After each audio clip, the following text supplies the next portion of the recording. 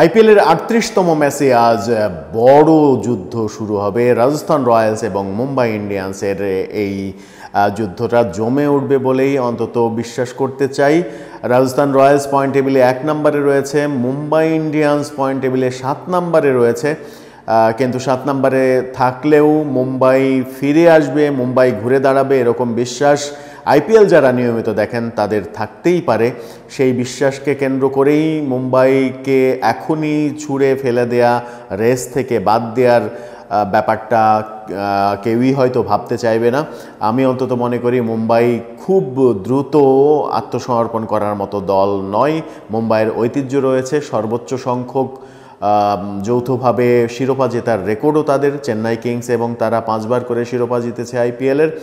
সেই মুম্বাই যখন রাজস্থান রয়্যালসের সঙ্গে আজকে ৩৮তম ম্যাচে মুখোমুখি হবে, তখন খেলাটা হবে শাও মানসিং ইনডোর স্টেডিয়ামে। এই খেলা শুরু হবে রাত ৮টায়। রাজস্থান রয়্যালস এবং মুম্বাইয়ের মধ্যে যখন খেলা শুরু হবে তখন রাজস্থান রয়্যালস এবং মুম্বাই দুই দলই 7টা করে ম্যাচ খেলেছে। 7 খেলায় রাজস্থানের 6 জয় 12 পয়েন্ট, মুম্বাইয়ের 3 জয় 6 পয়েন্ট। এই যখন অবস্থা তখন মুম্বাই অনেকখানি পিছিয়ে রয়েছে বটে। মুম্বাই আবার ঘুরে দাঁড়াতে পারবে কি না, মুম্বাই রাজস্থানকে হারিয়ে দিতে পারলে বোধহয় আত্মবিশ্বাসটা ফিরে পাবে। সেই আত্মবিশ্বাস ফিরে পাওয়ার লড়াইয়ে যখন তারা নামছে তখন আপনার কি মনে হয় রোহিত শর্মা, হার্দিক পান্ডিয়ারা ঠিকঠাক মতো করে জবাব দিতে পারবেন? ব্যাটিংয়ে প্রায় নিয়মিতভাবে ব্যর্থ হওয়া ঈশান কিষান কি ফর্মে ফিরতে পারবেন? সূর্যকুমার যাদব আর একটা আগুন ইনিংস খেলতে পারবেন? টিম ডেভিডরা কি আজকেও সাইড লাইনে বসে থাকবেন নাকি একাদশের সুযোগ পাবেন? এর আগে এক ম্যাচে আমরা দেখেছি কারণ পোলার্ড এবং টিম ডেভিডকে জরিমানা করা হয়েছে সাইড লাইনে বসে থেকে মাঠের খেলোয়াড়দের ইশারা দেওয়ার জন্য, রিভিউ নেওয়ার ইশারা দেওয়ার জন্য তাদেরকে জরিমানার মুখোমুখি হতে হয়েছে।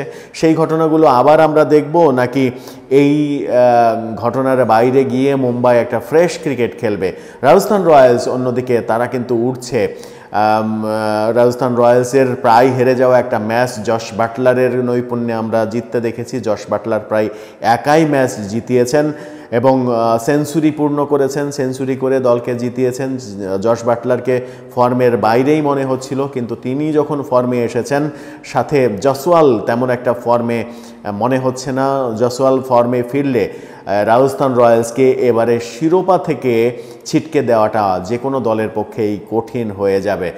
রাজস্থান রয়্যালস যখন 1 নম্বরে তখন দারুণ পারফরমেন্স করে সানরাইজার্স হায়দ্রাবাদ কিন্তু পয়েন্ট টেবিলে 2 নম্বরে উঠে গেছে, কেকেআর 3 নম্বরে, মুম্বাই 7 নম্বর থেকে আজকের ম্যাচ জয় দিয়ে আরেকটু উপরে উঠতে পারে কিনা সেটাই দেখার বিষয়।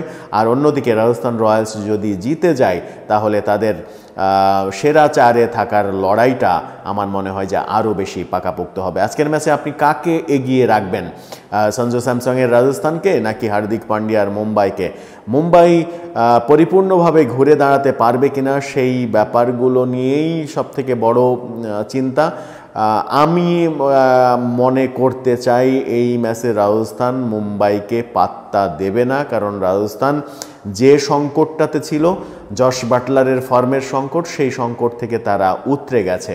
আর সেই সংকট থেকে যখন উতরে গেছে তখন সঞ্জু স্যামসন, রায়ান পরাগরা দারুণ খেলে আমার মনে হয় যে মুম্বাইকে হারিয়ে দেওয়ার সম্ভাবনাই বেশি। আমি অন্তত বলতে চাই কিছুটা হলেও রাজস্থান রয়্যালসই এগিয়ে থাকবে। আর শেষ পর্যন্ত যদি হার্দিক পান্ডিয়া, ঈশান কিষান ম্যাজিক, যে কোনো 1-2টা ম্যাজিক যদি দেখা যায় তাহলে মুম্বাইও শেষ ছাড়টা আসলে দেবে না। দেখা যাক মাঠের লড়াইয়ে কি হয়। আপনার মতামত জানাবেন আমাদের কমেন্ট বক্সে।